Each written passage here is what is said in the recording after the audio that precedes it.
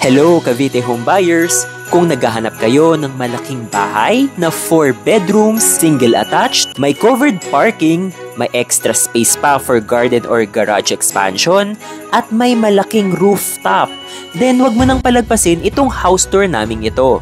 For today's video, pumunta kami dito sa RCD Royal Homes sa Silang, Cavite. Ito ay project ni RCD Land at isa itong gated subdivision. For today's house tour, i-feature natin ang kanilang Diamond House. Actually, nag-iisang Diamond House model na lang nila ito.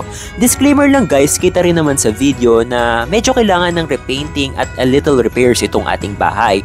But don't worry, ang policy naman ni RCD Land ay full restoration and repair ang bahay before turnover, meaning ito turnover ito as good as brand new kay client. And with that, simulan na natin itong house tour. My name is Ephraim, your Cavite broker. Para sa ating Diamond House, meron itong floor area na 145 square meters at ang lot area ay 126 square meters. Since medyo may kalakihan ang ating lot area, may space pa tayo dito for our garden, or pwede din naman itong i-convert ni client bilang expansion ng kanilang garage. As for our Diamond House model, meron na tayong 1 covered parking. Ang kagandahan sa isang single attached house katulad nito, may space pa na available sa gilid at sa likod ng bahay na pwedeng magamit ni client for expansion in the future. Ngayon naman, samahan nyo akong pasukin itong loob ng ating Diamond House model. Para sa ating mga pinto dito sa bahay, wooden doors ito upon turnover. Again, disclaimer lang guys na subject naman lahat ito for repainting and repairs bago nila i-turn over ito sa kliyente. Upon entry, makita naman natin na maluwag itong ating ground floor. As for the kitchen, kasama na itong kitchen counter at cabinets upon turnover. Roughly, meron din tayong 2 meters dito sa likod na pwedeng i-convert ni client bilang dirty kitchen or laundry area. Now, isa sa nagustuhan ko dito sa bahay na ito is that may kwarto dito sa ground floor. Perfect ito para sa mga senior members ng ating family.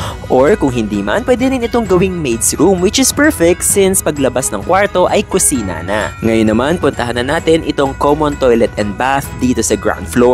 Located ito dito sa ilalim ng ating stairs. Complete finish sila upon turnover.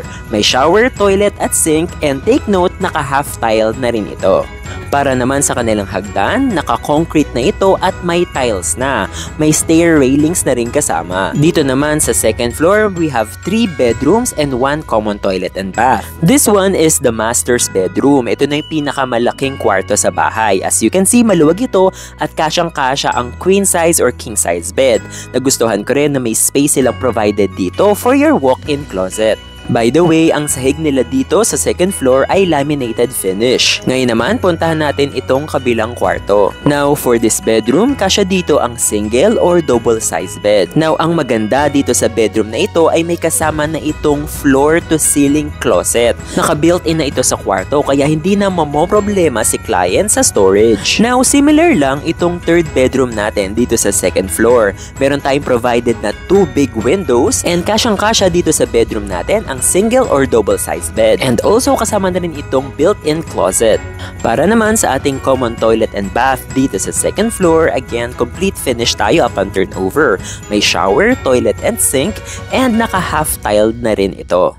And now, puntahan naman natin itong exciting features ng ating bahay dahil dito meron tayong malaking balcony. Again guys, disclaimer lang na for full painting and repairs naman itong ating unit bago i-turn over. And from our big balcony, may access tayo dito sa rooftop, which is another exciting feature dito sa ating Diamond House model. Now, dito sa ating rooftop, perfect ito kung meron tayong mga family gatherings or celebrations. Now, as you can see, may kalakihan din itong ating rooftop and can accommodate a number of people. Now, some basic details lang dito sa ating available na Diamond House model. As of December 2023, priced itong ating house and lot sa 7.8 million. Now, para sa akin, reasonable na itong presyo ng ating bahay considering na for restoration naman itong unit upon turnover. And since located ang ating subdivision sa Silang, Cavite, ay easy access na rin tayo sa Tagaytay. Now, take note lang guys na mag-aalat ng 2 to 3 months si developer